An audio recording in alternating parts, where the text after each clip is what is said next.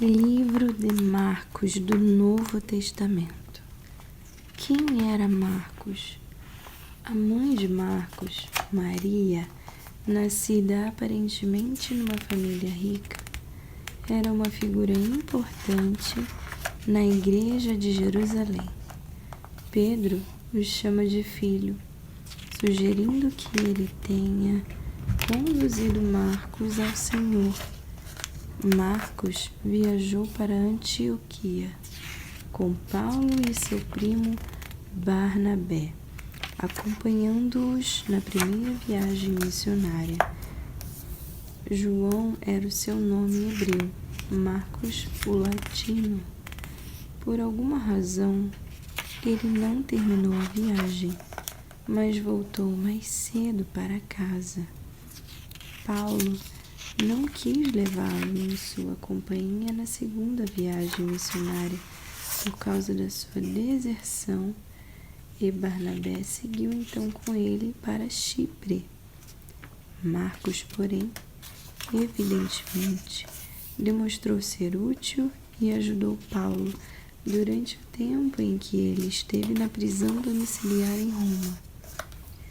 Ele se achava com Pedro quando ele escreveu na sua primeira epístola, 1 Pedro, capítulo 5, versículo 13. Marcos aprendeu provavelmente com Pedro sobre a vida de Cristo.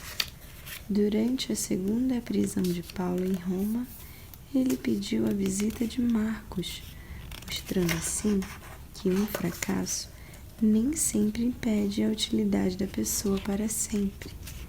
Para quem Marcos escreveu o seu evangelho? Enquanto Mateus dirigiu o seu evangelho ao povo judeu, Marcos escreveu o seu para os romanos gentios. Ele cita assim menos frequentemente o Antigo Testamento e enfatiza Cristo como servo, em lugar de Messias. O versículo-chave do Evangelho é 10, versículo 45, que serve também para dividir o mesmo em duas partes: o servo, 10 primeiros capítulos, e o seu sacrifício, os 6 últimos capítulos. Quando Marcos escreveu o Evangelho, muitos acreditam que ele foi o primeiro evangelho escrito no ano 50, enquanto outros o colocam depois da morte de Pedro, no ano 67.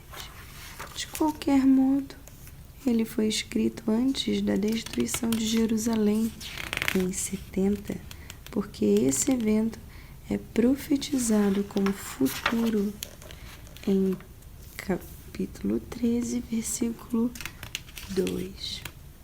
Quais alguns assuntos do livro? Trata-se de um livro de ação. A palavra imediatamente aparece mais de 40 vezes.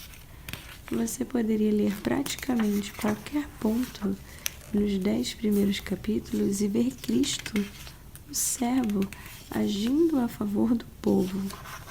O capítulo 11, até o final, contém um registro detalhado da última semana da vida de Cristo e a leitura deve ser feita consecutivamente. Eis alguns dos acontecimentos importantes do Evangelho: o batismo e tentação de Cristo, indicação dos 12 discípulos, parábolas e milagres, Herodes mata João Batista, alimentação dos 5.000, Jesus anda sobre a água, transfiguração de Cristo, versículo-chave, capítulo 10, versículo 45, entrada em Jerusalém no domingo de Ramos, ensinamentos relativos ao futuro, a última ceia e a ceia do Senhor, Getsêmani, julgamentos, a negativa de Pedro, a crucificação e a ressurreição. E você? Gostou da resenha do livro de Marcos? Então deixa o seu like, comenta a sua opinião aqui embaixo e não deixe de se inscrever no canal.